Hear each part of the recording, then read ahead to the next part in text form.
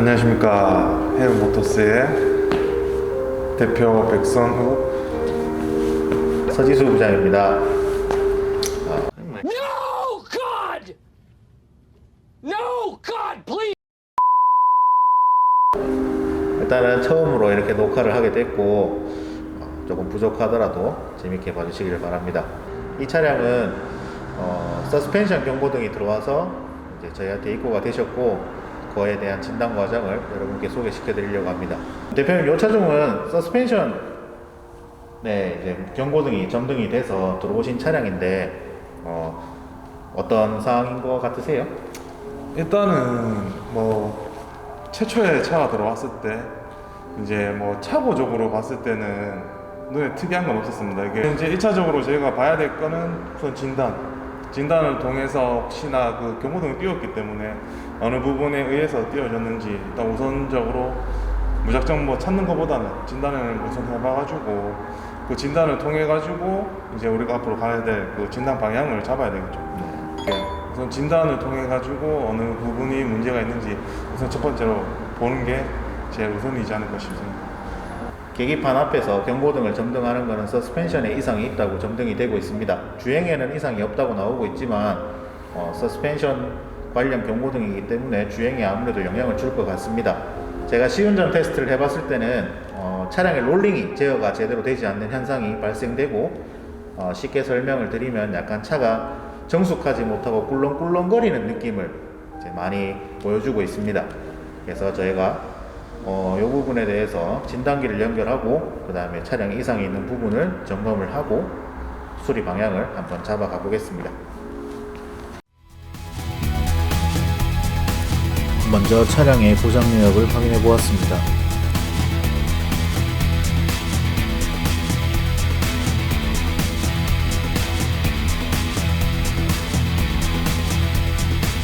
Vertical Dynamics Platform Control Unit의 뒤우측 높이 낮음 고장 내역이 확인됩니다.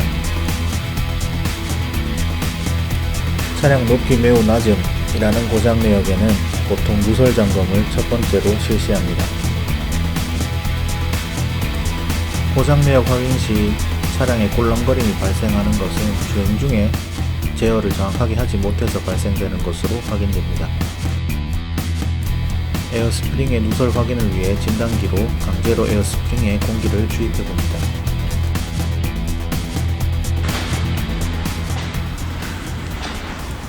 진단기를 통한 강제 주입 시 컴프레셔가 작동되는 소음을 확인할 수 있고 차체가 올라가는 것을 확인할 수 있습니다.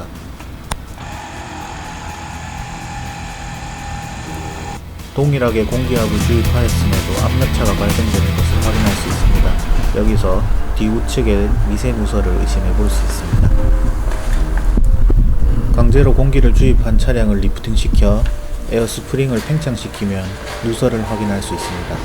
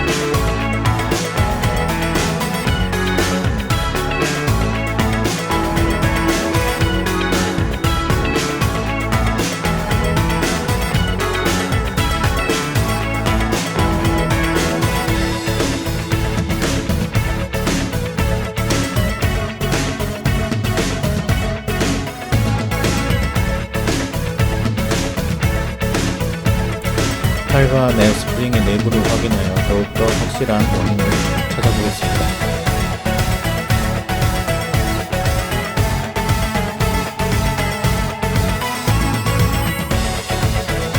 거품을 분사한 에어스프링 내부에 공기를 주입하였을 때 누설되는 부위가 확인됩니다.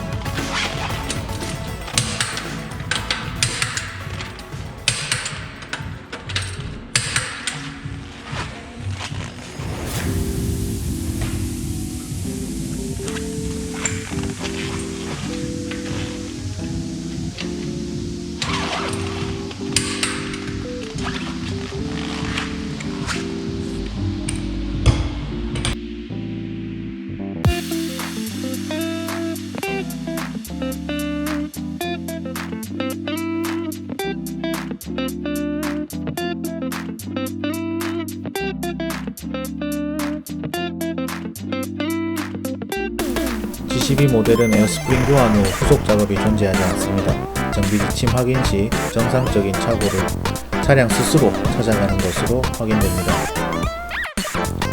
만약 시운전 후에 착오가 정확하게 돌아오지 않는다면 그때는 착오 보정을 실시하여 착오를 정상 위치로 맞춰줍니다.